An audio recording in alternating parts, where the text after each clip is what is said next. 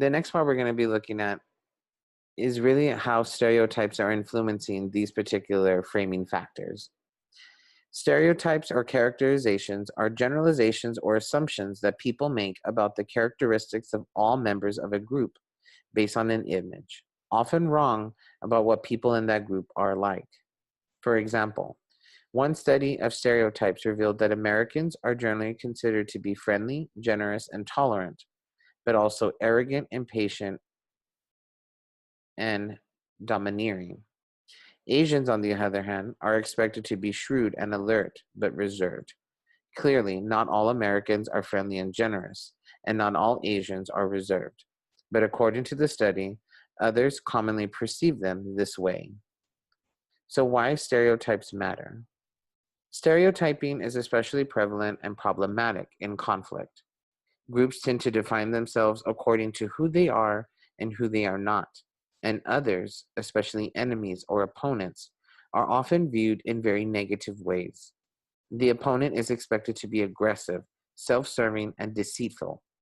For example, while people in one's own group are seen in general positive ways, similarly, if problems occur, blame is often placed on the enemy, which is one's own contribution to the problem is ignored.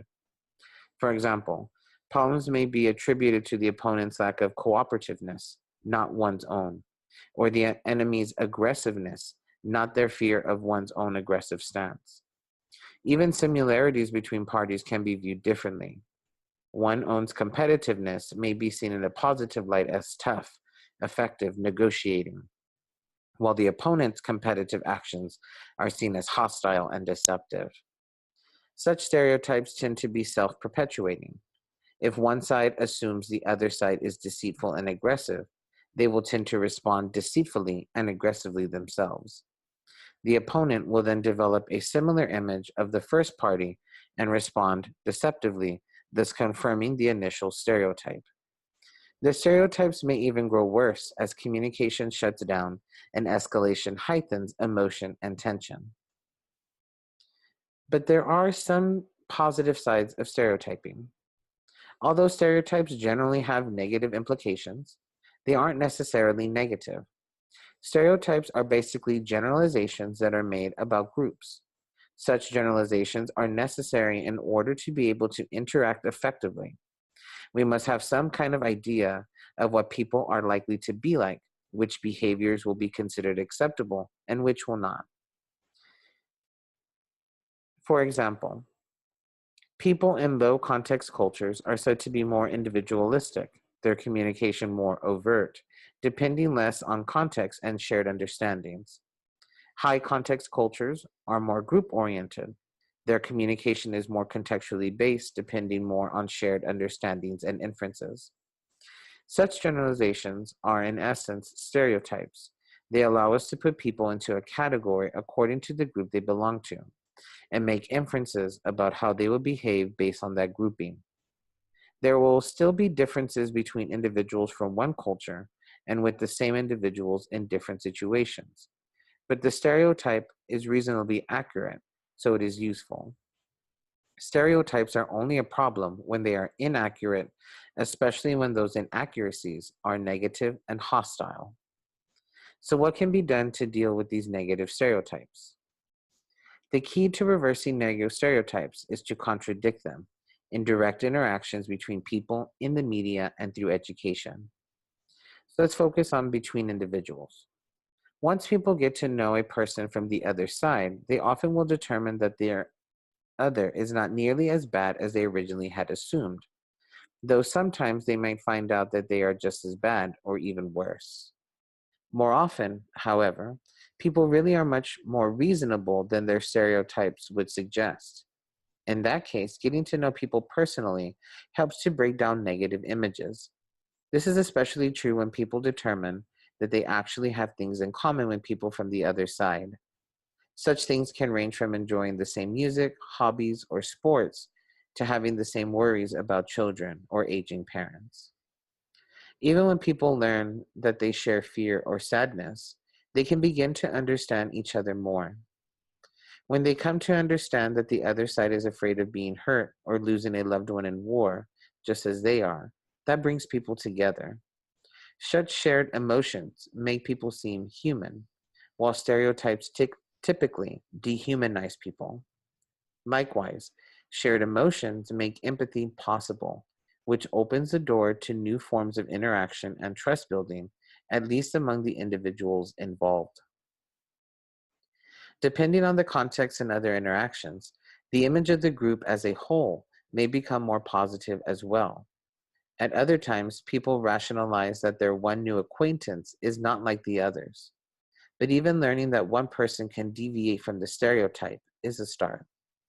The challenge then is to expand such transformative experience beyond the individual involved to larger groups, communities, and eventually whole societies. Developing such mutual understanding is the goal of many intervention efforts in war-torn areas and in places rocked by social unrest. Dialogue groups and problem-solving workshops are two common ways of doing this. Such are joint projects such as war reconstruction efforts, children's programs, recreational programs, medical programs, any kind of program that bring individuals from opposing groups together in a cooperative venture. Although they have additional goals beyond the breaking of stereotypes, working together cooperatively can do much to break down the negative images people hold of the enemy. In the media. The media also plays an important role in both perpetuating and in breaking down stereotypes. If they characterize particular groups of people in certain ways, their viewers or readers are likely to do the same. So if a movie or the motion picture industry in general characterizes a group of people negatively, they are likely to be perpetuating negative stereotypes and making conflicts worse. If they emphasize the positive aspects of the groups that contradict prevalent stereotypes, they can have a significant role in building mutual understanding. In education, educational institutions and teaching materials also have the opportunity to affect stereotypes and hence influence intergroup relations. Efforts to teach about different cultures and the history of different racial or ethnic groups can help build intergroup understanding if it is done in an effective and sympathetic way. However, the opposite is also true. If textbooks teach about the treachery and villainous actions of the enemy, this obviously will only perpetuate stereotypes from one generation to the next, entrenching the conflict for many years to come. This does not mean that history should be ignored.